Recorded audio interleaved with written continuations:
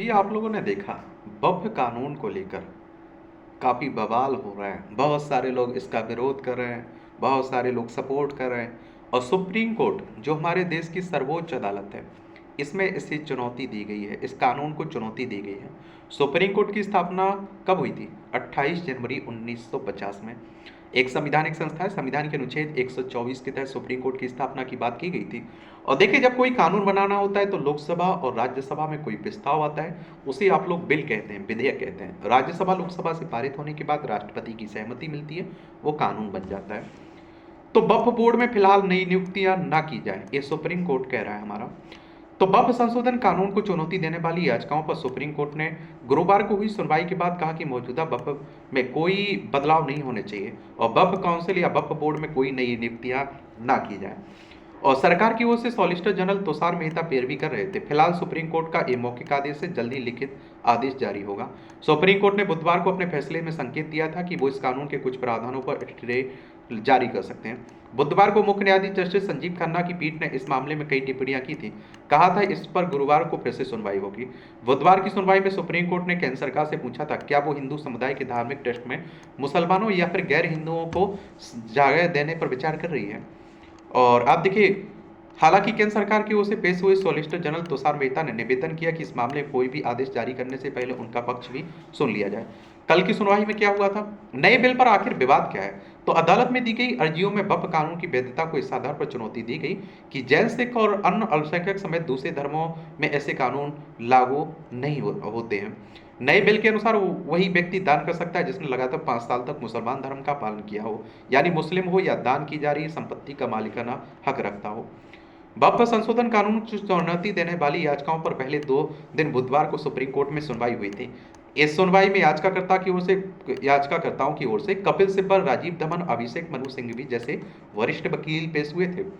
और इस सुनवाई के दौरान वकीलों ने तर्क दिया कि वक्फ संशोधन कानून के कई संशोधन ये धार्मिक मामलों के प्रबंधन के मौलिक अधिकारों का असर डालते हैं। ये बड़े वकील हैं, कपिल सिब्बल, मनु सिंघवी, जानते हो। और मैं कहता हूँ कि जहाँ बहस होती होगी ये देखने लायक होती होगी, बड़ी अच्छी बहस होती होगी।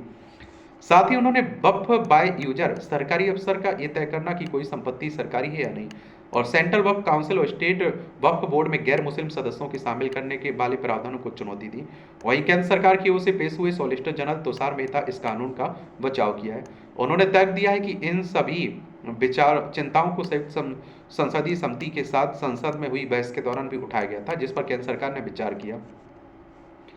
सुप्रीम कोर्ट ने क्या क्या कहा है इस मामले की सुनवाई सुप्रीम कोर्ट में गुरुवार को भी जारी रही। और लेकिन आज सुप्रीम कोर्ट में कुछ बातें हुई थी ना।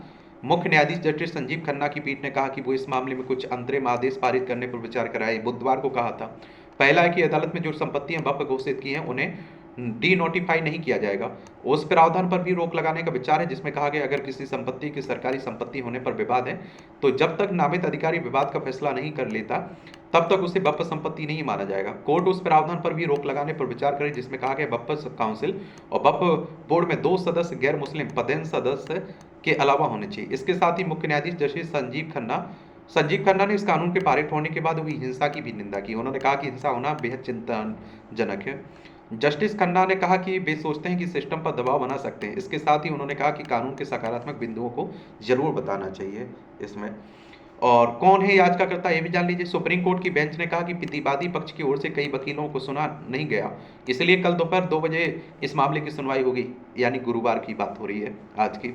हाल ही में संसद से पारित वक्फ संशोधन कानून के खिलाफ सुप्रीम कोर्ट में 10 से अधिक याचिकाएं दायर की गई। याचिकाकर्ताओं ने वक्फ संशोधन कानून की संवैधानिक वैधता पर सवाल खड़े किए हैं। इनमें AIM असदुद्दीन ओवैसी, ये आप देखते हैं कि association for the protection of civil rights, Samastha Kerala Jamiat Ulema, TMC सांसद महुआ मोइत्रा, RJD नेता मनोज झा जैसे याचिकाकर्ता शामिल हैं।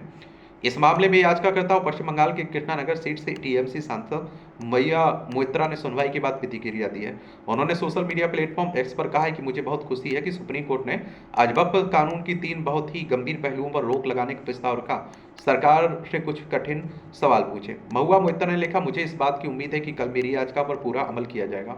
तृणमूल कांग्रेस संविधान को कायम रखने के लिए विधिबद्ध है। वहीं इन याचिकाओं के दायर होने के बाद 6 बीजेपी शासित राज्यों ने इस कानून की संवैधानिकता को समर्थन देने के लिए याचिका दायर की। इसमें हरियाणा, महाराष्ट्र, मध्य प्रदेश, राजस्थान, छत्तीसगढ़, असम राज्य शामिल है। इन सभी राज्यों ने अलग अलग याचिकाएं दायर कर इस कानून के रद्द होने के बाद इसके पढ़ने वाले कानून का कानूनी असर का हवाला दिया है। वक्फ की संपत्ति, तो अल्पसंख्यक मामलों के मंत्रालय की तरफ से जारी आंकड़ों के मुताबिक वक्फ बोर्ड के पास अभी पूरे भारत में 8.7 लाख संपत्ति है, जो करीब 9.4 लाख एकड़ जमीन में फैली हुई है। इसकी कुल कीमत 1.2 लाख करोड़ बताई जा रही है। अब बात आती है वक्फ क्या है। तो वक्फ एक अरबी शब्द है जिसके मायने होते हैं ठहरना। जब कोई संपत्ति अल्लाह के नाम से वक्फ कर दी जाती है तो हमेशा हमेशा के लिए अल्लाह के नाम पर हो जाती है, फिर उसमें कोई बदलाव नहीं हो सकता है। वक्फ कोई भी चल या अचल संपत्ति होती है जिसे कोई भी व्यक्ति जो इस्लाम को मानता है अल्लाह के नाम पर या धार्मिक मकसद या परोपकार के मकसद से दान करता है। ये संपत्ति भलाई के मकसद से समाज के लिए हो जाती है और अल्लाह के सिवाय कोई उसका मालिक नहीं होता, ना हो सकता है। वक्फ वेलफेयर फोरम के चेयरमैन जावेद अहमद कहते हैं कि वक्फ एक अरबी शब्द है जिसके मायने होते हैं ठहरना। जब कोई संपत्ति अल्लाह के नाम वक्फ कर दी जाती है तो वो हमेशा हमेशा के लिए अल्लाह के नाम पर हो जाती है, फिर उसमें कोई बदलाव नहीं हो सकता है। भारत की सुप्रीम कोर्ट ने भी जनवरी 1998 में दिए अपने एक फैसले में कहा था, एक बार जो संपत्ति वक्फ की हो जाती है हमेशा वक्फ की रहती है। वक्फ संपत्ति की खरीद फरोख्त नहीं की जा सकती, ना ही इसे किसी को हस्तांतरित किया जा सकता है। अल्पसंख्यक मामलों के मंत्रालय की तरफ से जारी आंकड़ों के मुताबिक वक्फ बोर्ड के पास अभी पूरे भारत में 8.7 लाख संपत्ति हैं, जो करीब 9.4 लाख एकड़ जमीन में फैली हुई। इनकी कुल कीमत लगभग 1.2 लाख करोड़ रुपए बताई गई है। दुनिया भर में भारत के पास सबसे ज्यादा वक्फ संपत्तियां, भारत में सेना रेलवे के बाद सबसे ज्यादा जमीन वक्फ बोर्ड के पास ही है। अब बात आती है किन प्रावधानों पर विवाद है। नए प्रावधान के अनुसार वही व्यक्ति दान कर सकता है जिसने लगातार 5 साल तक मुसलमान धर्म का पालन किया हो, यानी मुस्लिम हो और दान की जा रही संपत्ति का मालिकाना हक रखता हो। वक्फ एक्ट में 2 तरह की वक्फ संपत्तियों का जिक्र है। पहला वक्फ अल्लाह के नाम पर होता है, यानी ऐसी मिल्कियत संपत्ति जिसे अल्लाह को समर्पित कर दिया गया और जिसका कोई वारिसाना हक नहीं ना बचाओ। दूसरा वक्फ अलल औलाद, यानी ऐसी वक्फ संपत्ति जिसकी देखरेख वारिस करेंगे। और इस दूसरे प्रकार के वक्फ में नए कानून में प्रावधान किया गया कि उनमें महिलाओं की विरासत का अधिकार खत्म नहीं होना चाहिए। ऐसी दान की हुई संपत्ति एक बार सरकार के खाते में आ गई तो जिले का कलेक्टर उसे विधवा महिलाओं या फिर बिना माता पिता के बच्चों के कल्याण में इस्तेमाल कर सकेगा। डीएम को मिले अधिकार। ऐसी संपत्ति या जमीन पर अगर पहले से ही सरकार काबिज हो और उस पर वक्फ बोर्ड ने अभी वक्फ संपत्ति होने का दावा कर रखा है तो नए बिल के अनुसार वक्फ का दावा तब डीएम के विवेक पर निर्भर करेगा। नए कानून के अनुसार कलेक्टर सरकार के कब्जे में मौजूद वक्फ के दावे वाली ऐसी जमीन के बारे में अपनी रिपोर्ट सरकार को भेज सकती है। अब इसका विरोध किया जा रहा है कि कलेक्टर किसके कहने पर काम करेगा। वो तो आप देखते हैं जो सरकार चाहेगी वही काम करेगा। कलेक्टर की रिपोर्ट के बाद अगर उस संपत्ति को सरकारी संपत्ति मान लिया गया तो राजस्व रिकॉर्ड में वह हमेशा के लिए सरकारी संपत्ति के रूप में दर्ज हो जाएगी। नए कानून में वक्फ बोर्ड के सर्वे का अधिकार खत्म कर दिया गया। कानून के प्रावधानों के अनुसार अब वक्फ बोर्ड सर्वे करके यह नहीं बता सकेगा कि कोई संपत्ति वक्फ की है या नहीं। पिछले कानून में वक्फ बोर्ड के सर्वे कमिश्नर के पास वक्फ के दावे वाली संपत्तियों के सर्वे का अधिकार था, लेकिन नए कानून में संशोधन के बाद सर्वे कमिश्नर ने यह अधिकार लेकर उसे जिले के कलेक्टर को दे दिया। और पिछले कानून में सेंट्रल वक्फ काउंसिल के सभी सदस्यों का मुसलमान होना अनिवार्य था, लेकिन नए कानून में 2 गैर मुस्लिम सदस्यों का प्रावधान भी जोड़ दिया गया। इसके साथ ही सेंट्रल वक्फ काउंसिल के मुस्लिम सदस्यों में 2 महिला सदस्यों का होना अनिवार्य कर दिया गया है। बाकी आप लोग क्या सोचते हैं, अपनी राय आप लोग बता सकते हैं, बताइए। धन्यवाद।